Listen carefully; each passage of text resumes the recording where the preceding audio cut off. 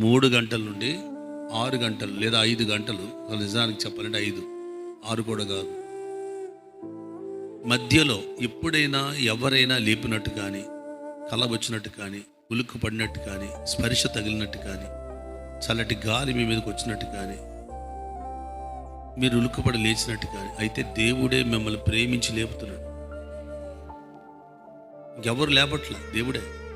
అప్పుడు నువ్వు లేచి ప్రార్థన చేయమని, ఈ శోధన రాబోతుంది, తప్పించు.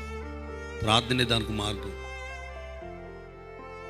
ఆ టైంలో మీరు ప్రార్థన మొదలెట్టారా, మోకాళ్ళు వేసారా, నిద్ర కూడా రాదు. మీకు తెలుసా, మనుషులు లెగిస్తే నిద్రపోతారు, మీరు నిద్ర రాదు. మోకాళ్ళ మీదకి రండి, ఒక హుషారుగా ఆనందంగా ప్రార్థించడానికి పరిశుద్ధాత్ముడు మీ మీదకి వస్తాడు. పిల్లల భవిష్యత్తుకు 2 కారణాలు బైబిల్లో. నీ భవిష్యత్తుకైనా, నీ వంశపార పర్యాయంగా వచ్చే శాపం బ్రేక్ అయిపోవాలి. మా నాన్నగారి దగ్గర బ్రేక్ అయిపోయింది అది. మా వంశపార పర్యాయంగా వచ్చే శాపం మా నాన్నగారి దగ్గర, మా నాన్నగారి ప్రభువు దొరకడం వల్ల అది బ్రేక్ అయిపోయింది. దీర్ఘకాలపు వ్యాధి పరిస్థితి మా అమ్మ దగ్గర బ్రేక్ అయిపోయింది.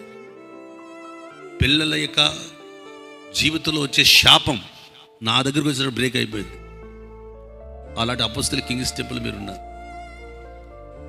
దేని బిడ్డలారా, పిల్లలకు కూడా చెప్తున్నాను, తెల్లవారుజాము ఆ టైము మీరు అనుకుంటే లేవలేదు.